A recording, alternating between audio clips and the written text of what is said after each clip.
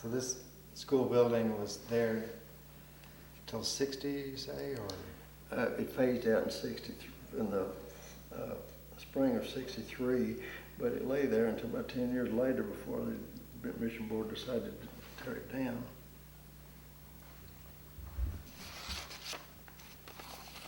Now I'm interested in this other love story. Mrs. Cardwell was the librarian at Gatlinburg Pittman when I was a student there. Mm-hmm. And you said you knew in first grade, you had met her in first grade? Oh, I bet you I've got that in here. One time I was asked to do a panel. Let's see. Is one of these? Oh, yeah, I'll show you.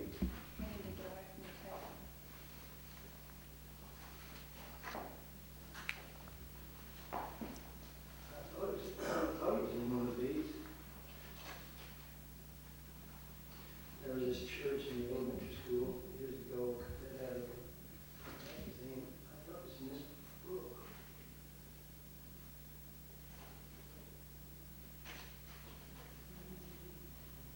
There's a picture of the flood victims.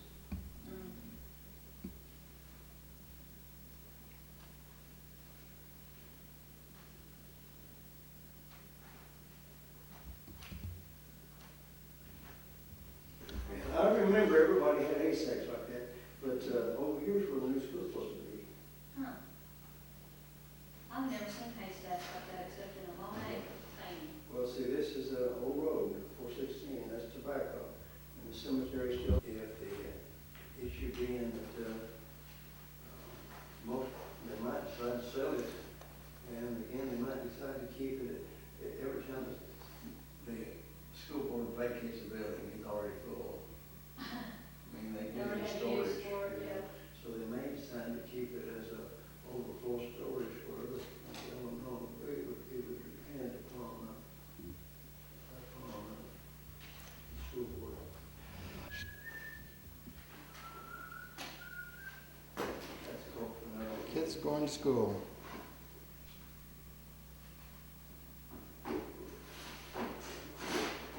Well, I don't bring it. Oh, you want to sign it? Yeah, she wanted you to do that for her, just busy, she's saving for her. That's for her folder that she has to keep. Thank you.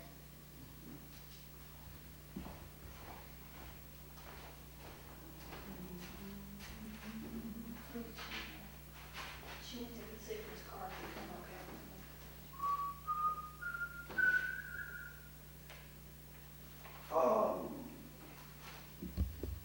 This, Who's the guy in the cow? That's the doctor. Dr. Thomas? Dr. Burnett. Burnett. Dr. Burnett and Cal.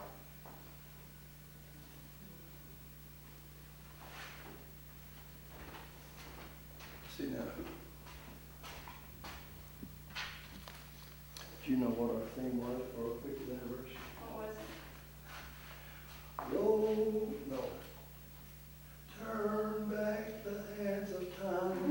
Roll back the sands of time. Bring back those memories divine. Let's live them over again. So we just went down.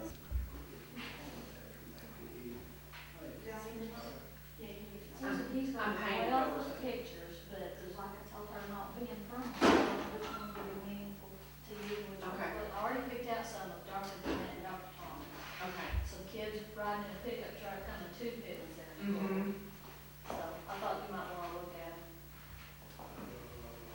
Well, this is December cold. I think you want that. And I don't know if you want to see Hall. He might like that since it's a city hall compared. He's taking different ones, but do you want an update one? Probably. Margaret, this is where I have Margaret really. And the flood. Okay.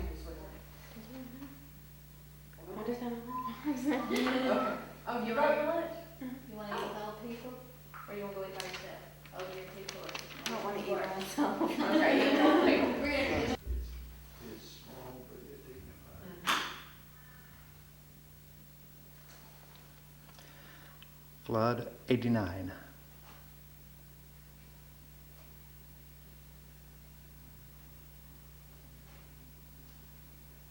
This is in Cove, 1936. Around for the Webb Creek Road in front of the Pittman Center, City Hall, September 22nd, 89. That's a pretty good, smell.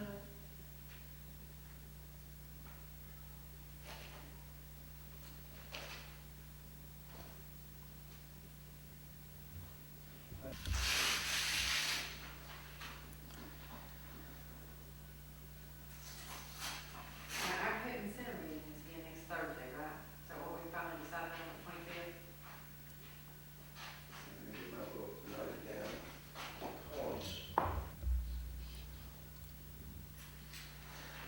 Emmert's Cove. I'm painting classroom doors. You are? Mm-hmm. Is that under other duties at this time? Yeah. Well, okay, let's see there. Barn where Everything that no one else wants Frederick to do. Emmert first settled.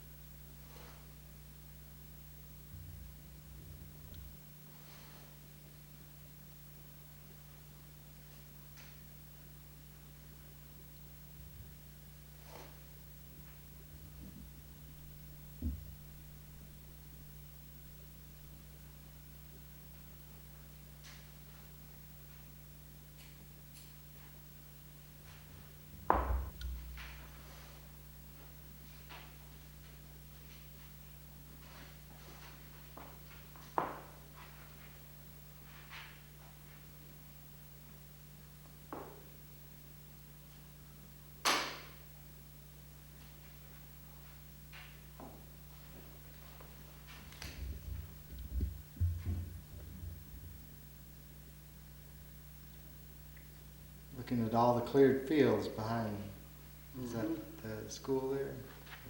Yeah, it's right, it's really to our left. But this hill was all clear behind this church too. Cows were grazing on it.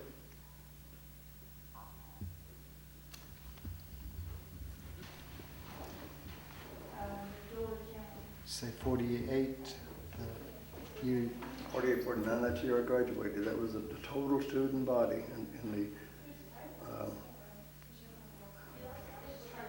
the 4 years, freshman through high school.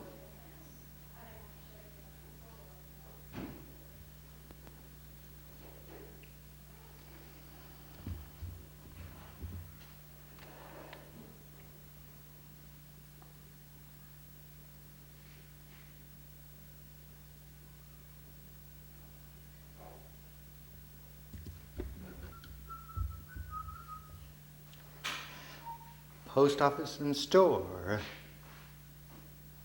Taken spring 1949.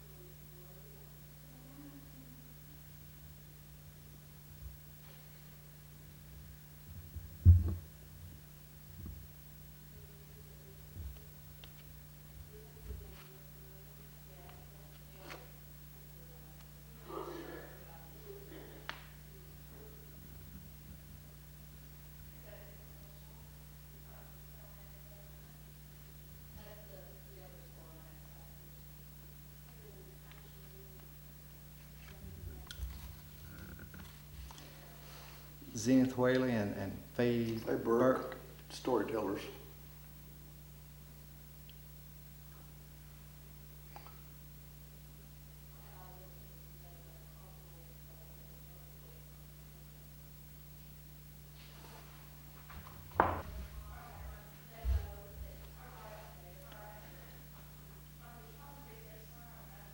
Sited a new school in the background there. Mm-hmm. Righto.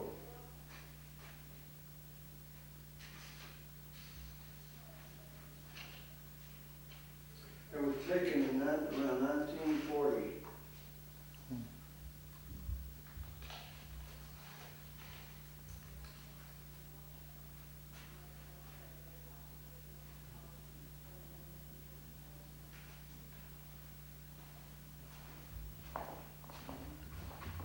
Well, I think I've got more something out there that you think it's gonna be interesting. Fall festival, early days. Do you think that maybe you could leave these with us for today, Mr. Cardwell, or the ones that we want to get on video, and maybe at the end of the day? That's what he's already taken. He's already done this one.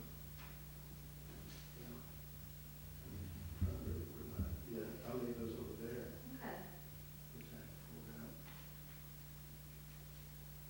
And then at the end of the day, because we still have a book that belongs to Margaret too, that I think we will want to look at some stuff in that one.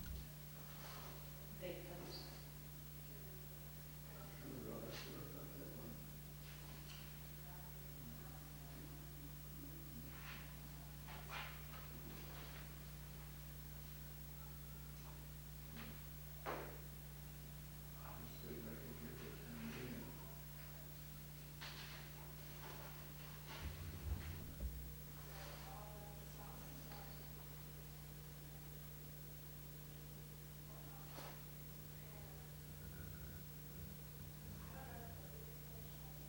And Margaret is still here, she's in the teacher's lounge, I think she was waiting to eat lunch with Susan.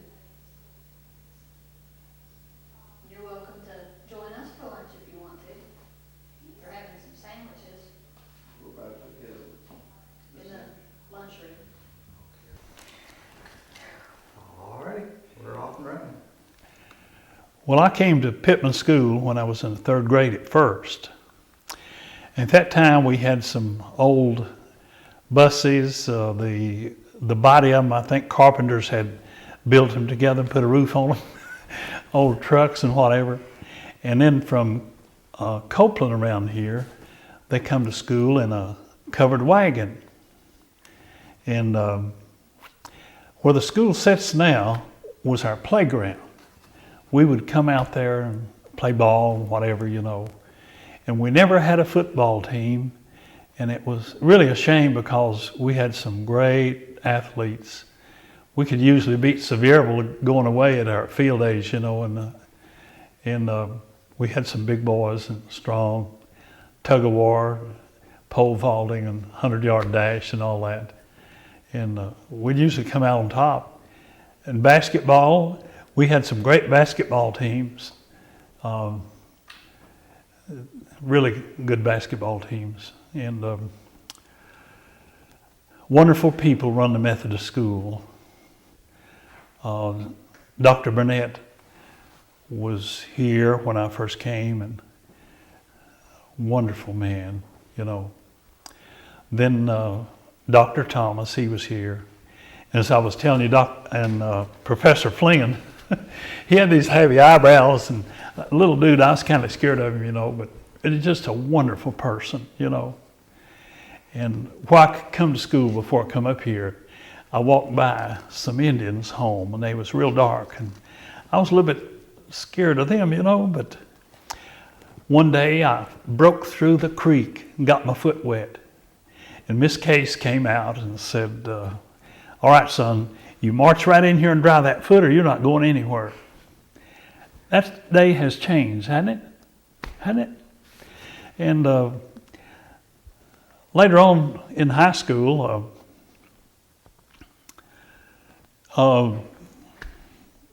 I missed the bus sometimes. And back then, I'd ride my bicycle down King Holler about a mile and a quarter to a half. and maybe the bus would be pulling out, and I'd just throw my bicycle down beside the road. You didn't lose things back then, you know? And my friend slipped the emergency door open on the school bus, and I outrun it up that hill and just loped in, you know. And the driver knowed what we done. He just grinned when I got out, you know. But we had some great people, good teachers, and to start our school of a morning, we'd have about a half-hour devotional every Monday morning and in the mornings through the week. And had some of the best Methodist preachers in the world. I'm Baptist. But they were great, you know. Actually, if you sort of interact with... With these? Yeah. All right. What would you like to know about the place? I'd like to know your full name and why you were named it. Well, Melvin Carr is my full name. And by the way, I was born in Virginia, but I don't remember it. They brought me back to the mountains and the sugarlands above Gatlinburg before I was big enough to remember things. And, well, I think I was named after a friend of theirs in Virginia. And that's kind of an unusual name, isn't it, Melvin? I know of one other Melvin Carr in the world. He's in Memphis, I believe. And then, well, I just went the first year of high school here, and then went to Gatlinburg. I worked over there, you know, and it was kind of handy for me. And Jess Stamey and me, another friend of mine, we played ball together here. We joined the Navy in World War II, 17 years old. And he got on a submarine, I was on a battleship. 2 years later, I saw him in Hawaii. And 12 guys that went to school here together, in the service, run together in Hawaii.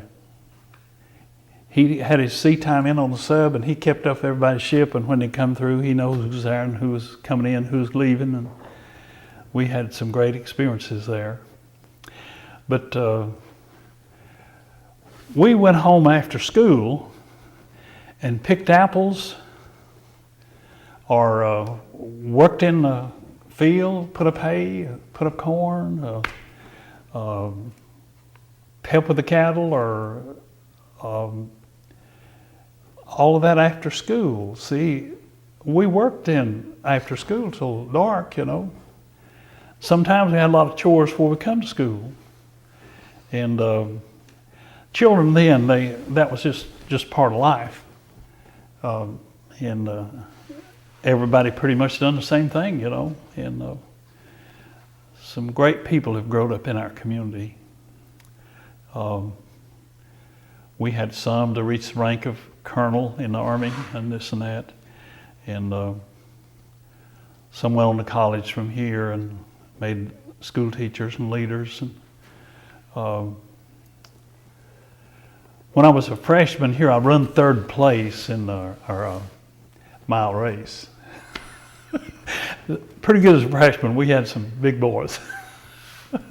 But growing up in the hills, I guess, you know, I learned how to run and whatever. We'd get together, some of the boys, and we'd coon hunt and bear hunt, you know, and some pretty tall tales. We would have us a hound or two around, you know, and great lot of fun. And then, boy, at that age is more fun, you know. And we just had a great life. We'd slip off sometimes in the hot weather and go down to the Sucks down here about a half a mile and go swimming. And there was a rock where the water went under it, and it kind of draw you through. We'd dive down and go on that rock. One dear friend, he's gone to heaven now, but he had his arm off, you know. He got his arm shot off of hunting. And we was over here in the cove at a foot log across the bridge.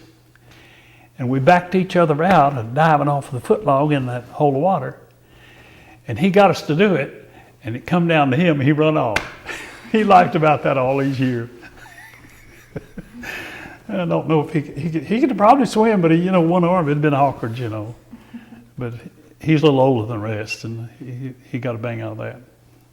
We didn't have a football team. Somebody got their arm broke, and being a Christian school, we didn't have a football team, and it was kind of a shame. We had some big, strong people. But we've had some great athletes from here.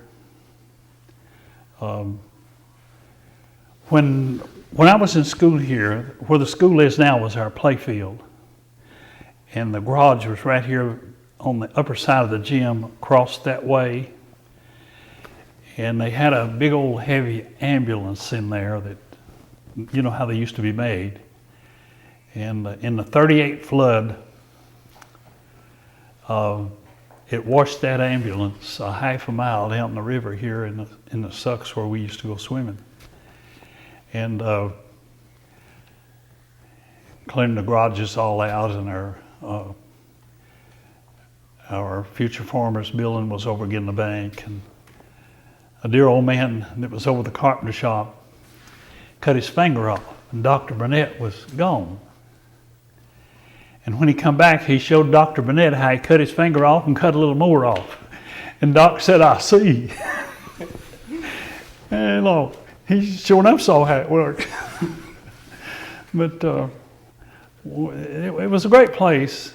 The bigger thing nowadays, you could leave something by the road and it'd be there and you go back. That was a different community than now.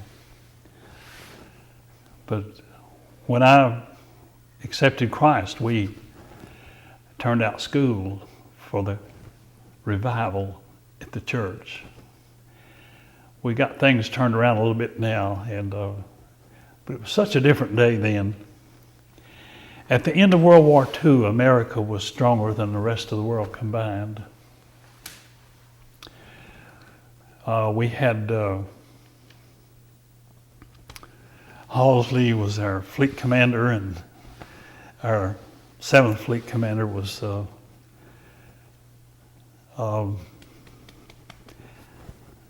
that's age, I guess.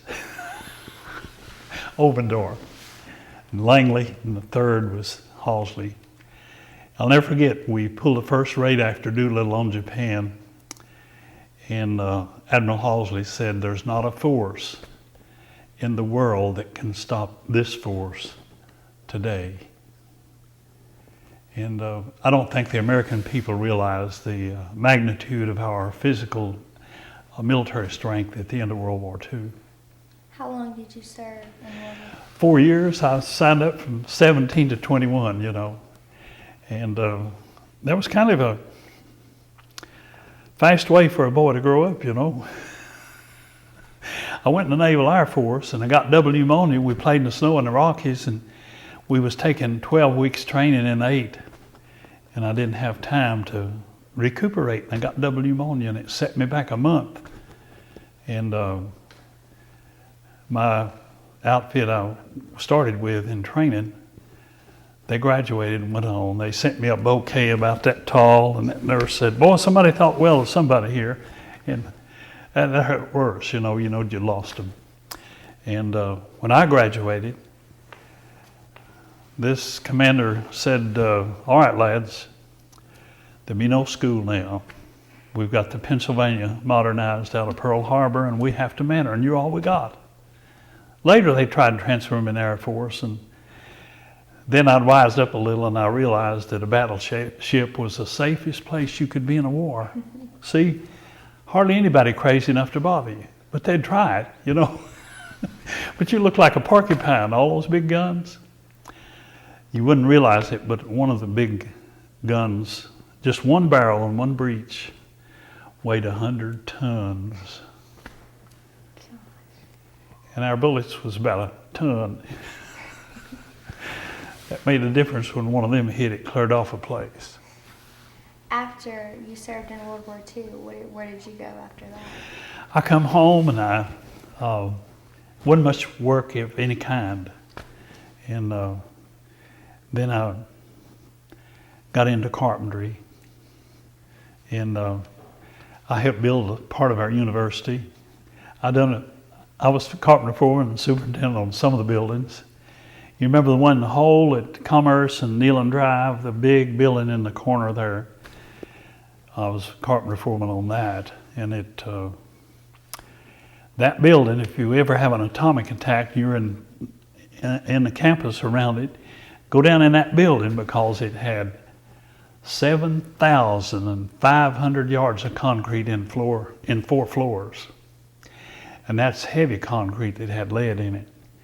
And unless an atomic bomb hits you direct, that's the safest place in this part of the world, I guess you could be. But we just hope that never happens. When did you start preaching? I was working in security at Oak Ridge in 1952, and the head of AEC made a speech and said, "I believe Russia has the atomic bomb, but I don't believe they built it. And upon this, I offer my resignation." And the Lord was dealing with me, and I tried to be a good deacon in the Calvary Church. I helped build it in Oak Ridge, and the Lord had other plans, and I think I would have died if I hadn't surrendered. Of course, in the Navy, I promised the Lord if He let me come home, I'd do what He wanted me to. I hit the deck to die one time when we was the first battleship to go in Lady Gulf, and this guy was coming in from a little bit to the port, and my guns wouldn't turn that way. It looked like he was coming for our stacks, and all you could see is the fuselage. That means he's coming straight at you. And I hit the deck. I thought that was it, but he missed us and splattered us. I guess somebody had killed him. I had a boy opposite to me on a director. I was a director operator, done the sighting, with the Mark 63. And we knowed each other real well, and I had a lot of confidence in him, and I guess they had killed him and he missed us, But there was a shout went up when he hit the water and splattered us, But we lost a lot that day, and we lost about 4 destroyers, and 4 was dead in the water, and a little CVE carrier, and we took a pretty good beating that day. But after that, we got to where a plane didn't have much of a chance of moving in on a battleship. We had pretty good equipment. Our 5-inch 38s and our main battery fired off of radar and computer. Civilians never heard of a computer in 42, did they? But they was huge, it took a lot of space, but they worked. And we got rid of Bed Check Charlie that way. We got him in the dark, and he couldn't figure out what was happening. 3 in a row, and he didn't come back. I guess they figured something's going on out here. So you said a few things about a job. What was your first job? Hey, my first job, of course, was working on a farm when I was real little. Then I worked in a restaurant in Gatlinburg. I washed dishes, and then I was going to get to be a bellhop. And my cousin was a bellhop at Mountain View, and he bought him a new car in 1 year. But you could buy one in for about $800 or $900, First car my dad bought was a 4-door Chevrolet, the best, and cost $695. That's the best Chevrolet. Wouldn't pay the tax on the cheapest now, would it? Dad died. He was a victim of World War I when I was 7. And then my only son died in Vietnam. That's hard to live with. I personally think that Vietnam was a total lack of leadership. those people halfway around the world couldn't send a tugboat over here, and we send our boys over there in the jungle to crawl around. We had 3 battle cruisers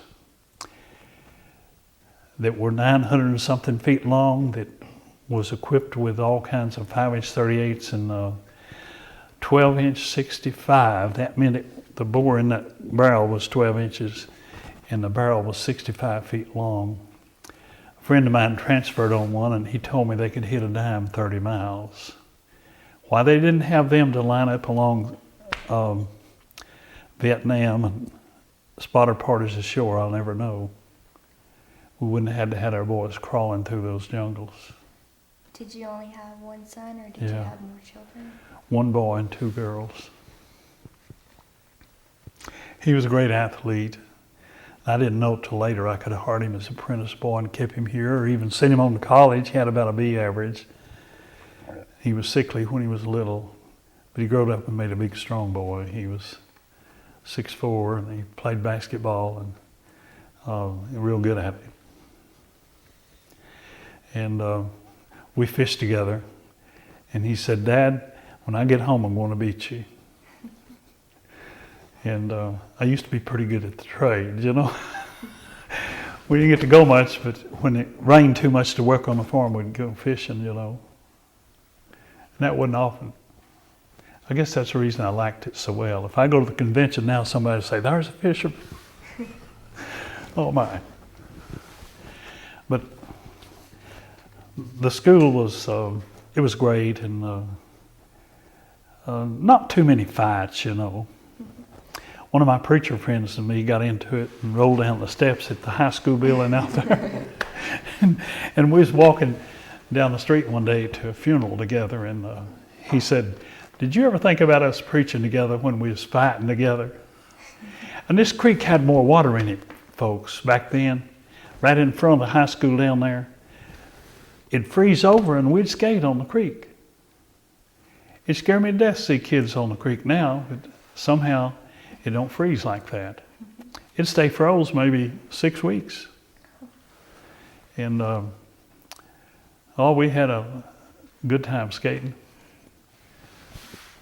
What else did you do for fun while you were younger? Like, what kind of games did you all play? Well, we played baseball, softball, and basketball.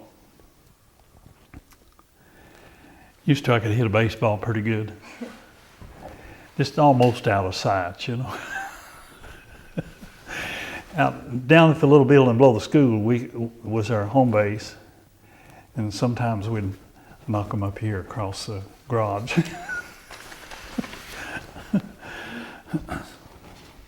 But we had some great athletes. It's too bad they didn't get to play football.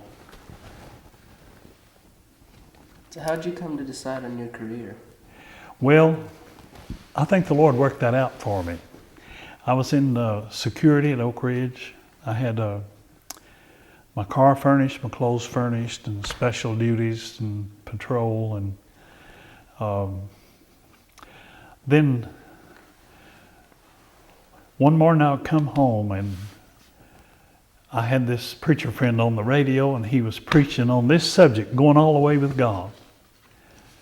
And I come home, told my wife, "I don't know where we're going, but we're leaving Oak Ridge."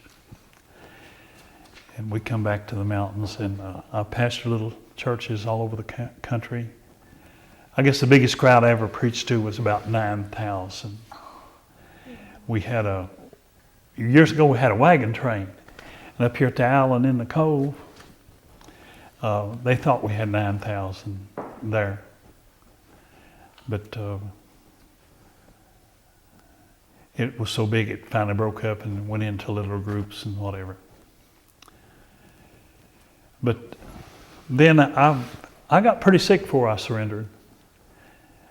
And finally I said, "All right, Lord, this is what you want, I'll try. By your grace, by your help, I'll try."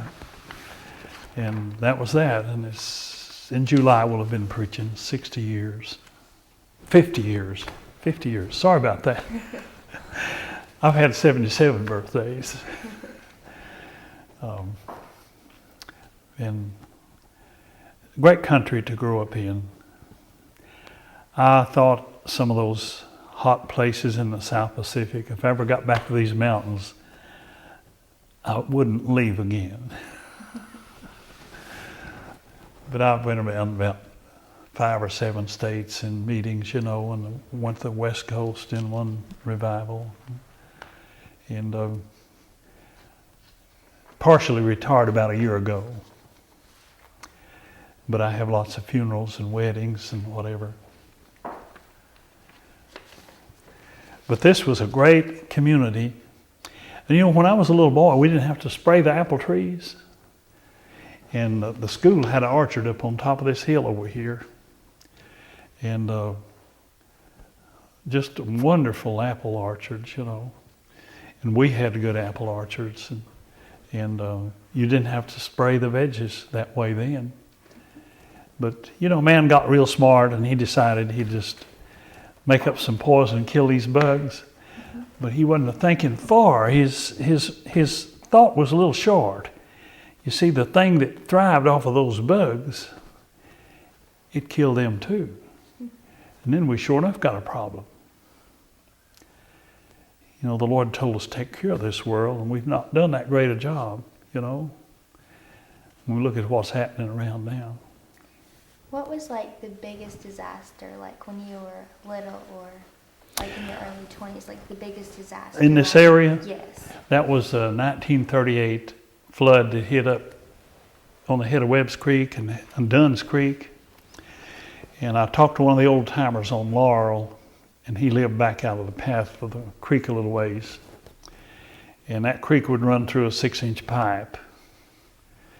He said, "Preacher, it sounded like an earthquake, those logs and rocks a bumping coming down the valley."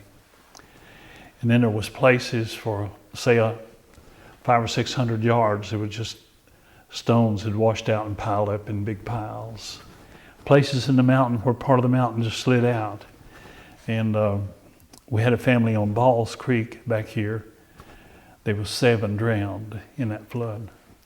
And the creek in front of their house, about 15 feet below their house, it'd run through a 6-inch pipe now. And no creek behind the house in that little holler. And something happened. It was election night, and they were washed away, and they found them all the way out that creek and down through here and down to the River of Peace. They found the people later. That must have been something. One of my friends said in Mathis Creek, that's over the hill from Webb's Creek up here towards Dunn's Creek, he said his mama told his dad to go out and move their tubs and kettles away from the creek. Said it's rain, they might wash away. And he went outside and he heard this rumbling. It was lightning everywhere. And he looked up the holler and saw this wall of water coming 25 or 30 feet high. And Ray Ramsey said Dad run through the house and grabbed us, and we went out the back and up the hill, and I didn't have time to get clothes. He said, "I'd like to froze to death." And it washed a steam engine, a pretty good piece over there. That's a heavy piece of equipment. Washed the truck away and washed barns away and everything. One of my friends said, down in the cove, it's level, you know, he said, "I'll never forget looking out there, and here's a haystack drifting around in their bottom, you know, and a big rooster on top of it crowing." He's enjoying the ride. Oh my, but that was the biggest disaster we've had in this area. Is there anything that you've always wanted to do but haven't? Well, I've had pretty much a full life. I wasn't sure there was a time I might have should have gone into evangelism, but I pastored churches and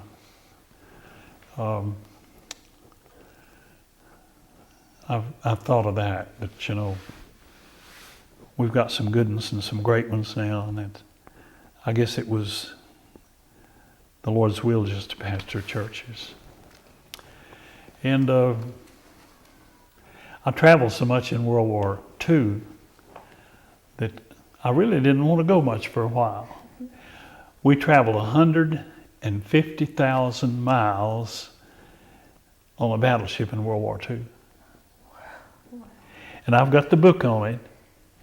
we covered every amphibious operation in the Pacific War except EWO.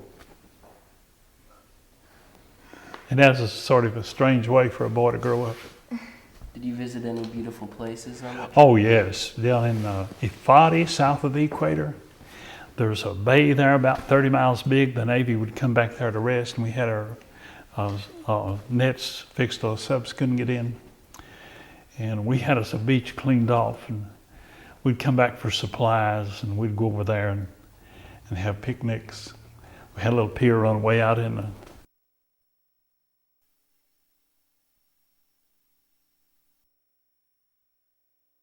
Gosh. yeah. But the way you did it then is probably a lot different From the way it's you done do a now. funeral now.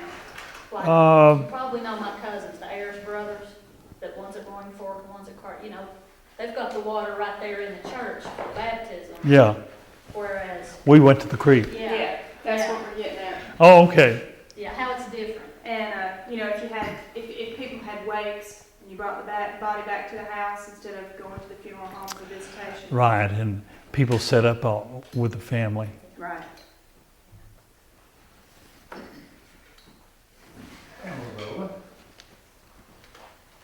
We ready? Well, you asked me, what about funerals then and now?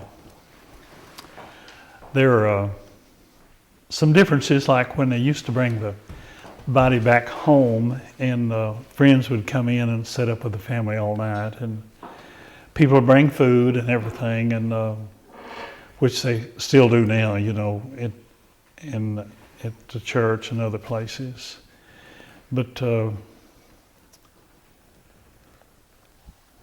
the hearse were a little different then. Sometimes it might be a wagon. Sometimes it might be a covered truck. Of course, the same way you'd help families then with the Word and with the promises of our Lord, and it's pretty much the same. One time when Andy Ball and W.A. Gallion went to other counties, I had 3 funerals in 24 hours, and Harold actually said, "Preacher, there's got to be a record somewhere." But I noticed later Dr. Cope had 3 in a short time. But you feel what they feel, and it takes a little something from you. I guess that's why I go fishing sometimes. Go back in the hills and beat these pretty mountain streams, and see the bears and the bees and all of that. And I walked up on a few older bears with cubs, and that's not a good thing to do. I walked up on one day about as far as, about 30 feet of her. I don't know if they were nursing, they were about 25-pound bears. And they jumped up, and one of them run right at me and went up a tree. I could have touched it. I had on brown clothes. And the other went the other way and went up a tree. And she's standing there blowing and popping her teeth. And my feet said run, but my head said you better not. And I stepped towards some river slicks and let this one see me that went up the tree, when it jumped out and went back to its mama, and the other one come back the other way, and they walked away looking back over his shoulder, and it was kind of a good thing, good feeling to see her walking away. Oh man. But that by yourself that'll get to you just a little, But when the cubs are big enough to run and take care of themselves, why, the mother bear is not as aggressive.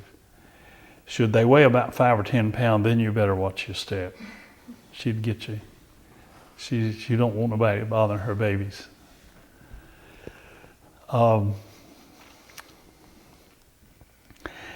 You might like this. I heard this is happening in Virginia in the hills here, and they took the corpse up on top of this hill, and there was snow. And like they never got up there. And when they got up there, they realized the interment was at the bottom of the hill. Oh my. They didn't want the pallbearers to get hurt. So they tie a rope to this casket and let it back down the snow, And the rope broke. And he went flying down that hill and hit a tree, and he flew out. And his wife screamed, "Lord have mercy, you're going to kill him yet." But in some of the worst times, once in a while there's humorous things happen. Like there's having this boy's funeral from Vietnam, and it's on a steep hill, and his grandmother was sitting in a chair, and when they fired the 21 gun salute, she pushed back and went rolling down the hill, and this little boy hadn't had too good of manners taught him, and he said, he said some words, they're going to kill, they've killed Grandma. Oh my, well, you know, but you feel what the people feel, and you try to help them with the word, with the promises, and with the best support you can.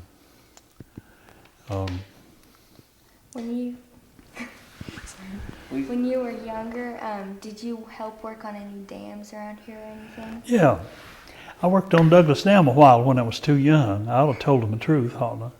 I was a big boy, and they thought I was 18.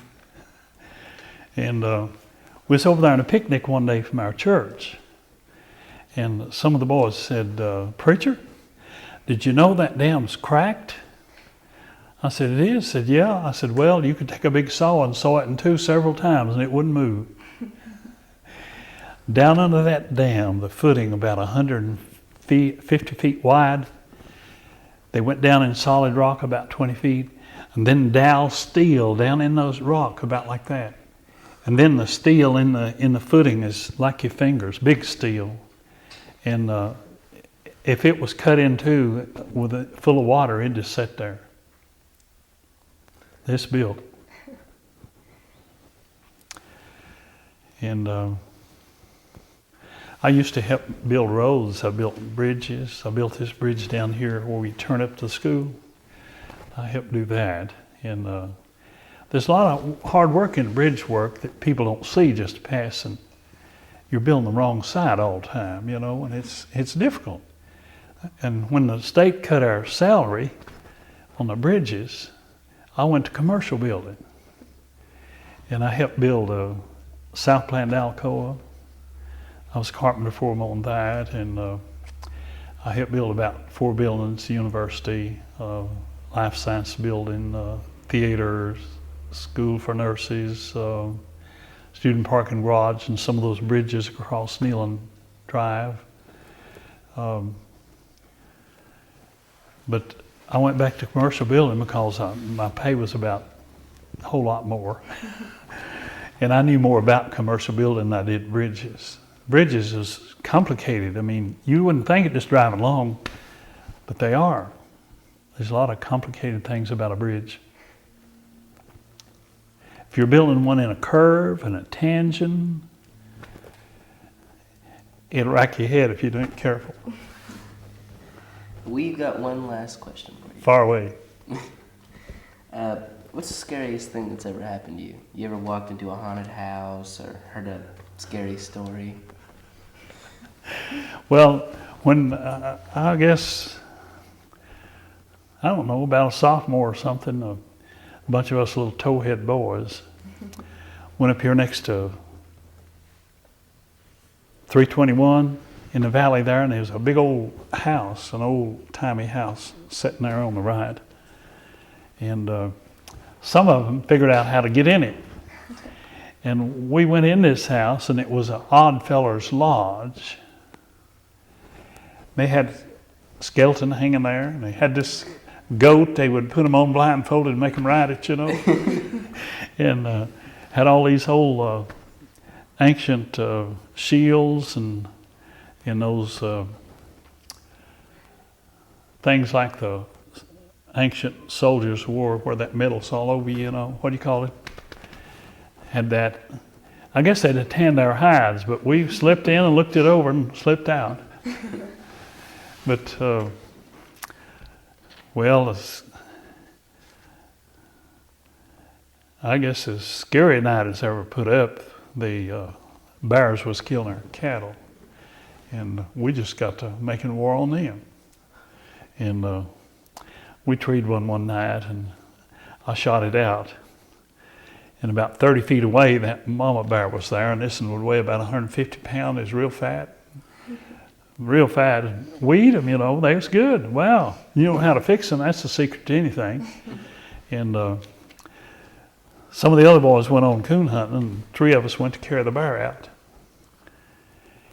And this bear would weigh about 150 pounds. We'd haversacked it around their neck, you know, lean over like that and walk a piece with it. And I was walking along and I tripped over some vines and it shook the bushes up a bluff, you know. I could just feel her reaching for me. And I got out in a straight place there and just 2 tracks, you know, in the road. I heard something going tap, tap, tap, tap, tap, tap, tap, tap, tap, you know, and I thought, oh Lord, that's her. And I looked up and there's a little breeze a-blowing and there's a leaf a-turning. And every time it turned over to hit that limb, that kind of let me get my breath in, you know. I just could feel her reaching for me, you know.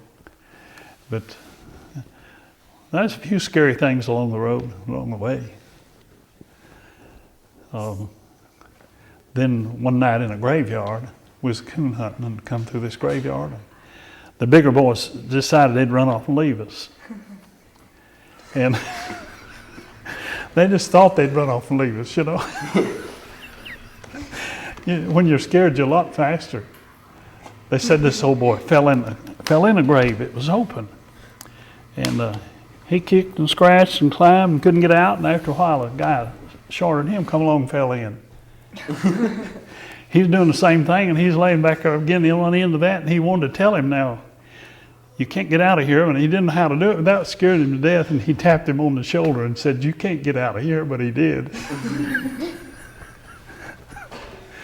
Oh boy, we had a lot of fun. So overall, like, has the community changed everything a lot? Oh yes, yes. See, we had kerosene lamps to study with, and I got too close one night, got my shirt afire, stuff like that. And now then, television and everything has brought the world together we become a neighborhood without becoming a brotherhood. It's a shame. Yeah, yeah. Well, is that it? We thank you for your time. We All right. appreciate everything. Nice talking with y'all. You too. Yeah, you too. Don't move, guys, I want to get a picture. Oh, come on. Corey taught my wife how to cook, and she's a doozy.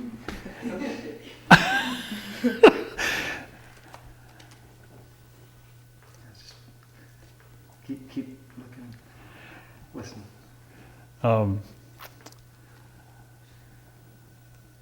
Miss Husky taught home economics You taught home economics? Yep. down in the city hall, wasn't it?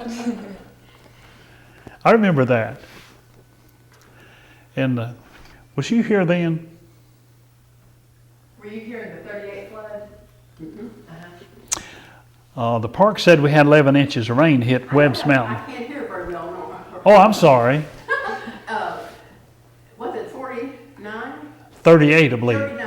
39. 38, I believe. They got us out of the nunnery.